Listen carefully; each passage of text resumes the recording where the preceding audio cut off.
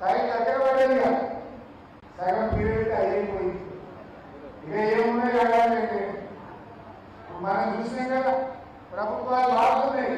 బెంగాల్లో మారింది, కేరళలో మారింది, తమిళనాడులో మారింది, రేపు తెలంగాణలో కూడా మార్పు మొదలైంది. ఖచ్చితంగా మార్పు వస్తుంది. మళ్ళీ కేసీఆర్ పాలన వస్తుంది. కాంగ్రెస్ పోవాలి, కేసీఆర్ రావాలి. ఇది రాష్ట్ర వ్యాప్తంగా ఉన్న నినాదం. అందరికీ కలిసి పనిచేద్దాం. చిన్న చిన్న భేదాభిప్రాయాలున్నా కార్యకర్తలు పక్కన పెట్టండి. మన లక్ష్యం కేసీఆర్ కావాలి. మన లక్ష్యం బీఆర్ఎస్ పార్టీ గెలిపోతారు. దానికోసం అందరం కలిసి పనిచేద్దాం. అందరం కలిసిమెలిసి పనిచేయాలి.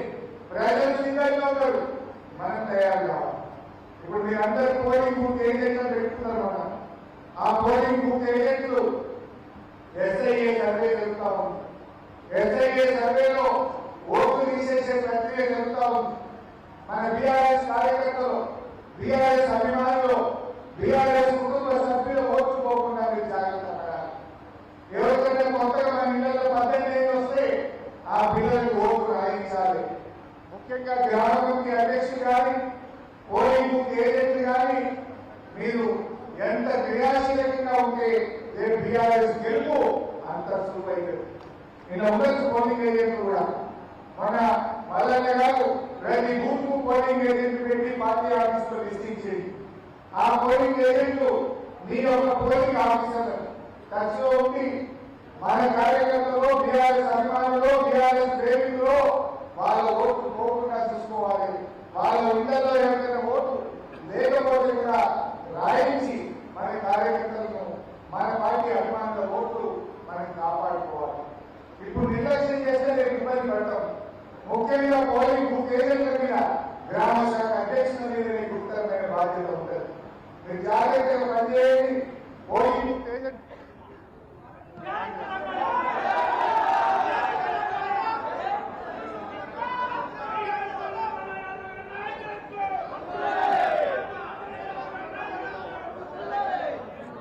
జనరేటర్ లేదు.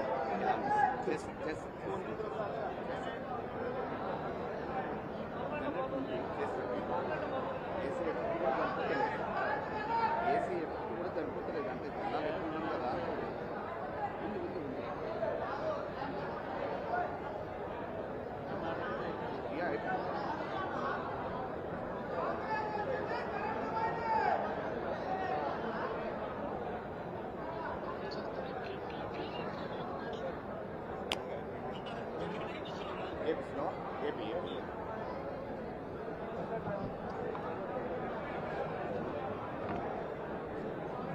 దయచేసి మీరందరూ కూడా అన్న మాట్లాడిన తర్వాత రైట్ సైడ్ నుంచి ఇట్లా రావాలి, లెఫ్ట్ నుంచి దిగాలి.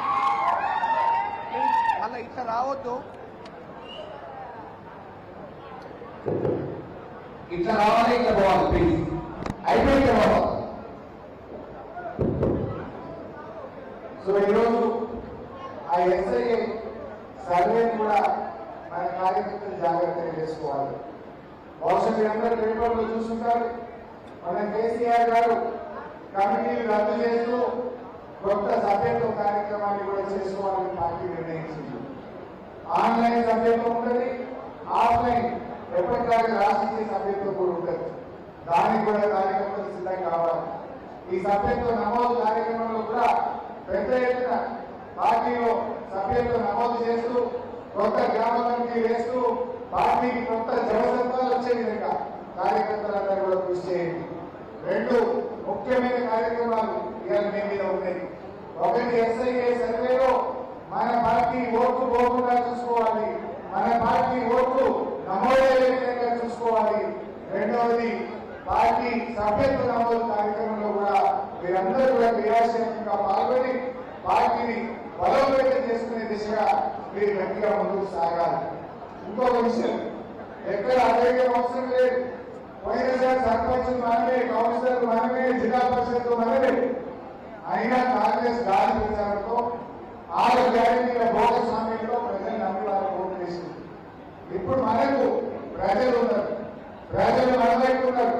అందువల్ల కాంగ్రెస్ మోసాలు చెప్పండి.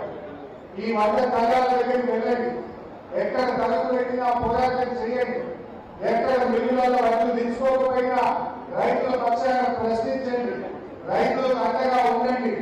ఇలాంటి సమయంలో మనం ఎంత దగ్గరగా రైతులకు ప్రజలకు పనిచేయగలిగితే వారి ప్రేమను అంతగా పొందగలుగుతారు. సో కార్యకర్తలు వచ్చే 20-25 రోజులు ధాన్యం మొత్తం అయిపోయేదాకా కూడా రైతుల పక్షాన ప్రెస్ మీట్లు పెట్టండి, రాష్ట్రాలు చేయండి, ధర్నాలు చేయండి, రైతులకు అండగా నిలవండి, అధికారులను ప్రశ్నించండి.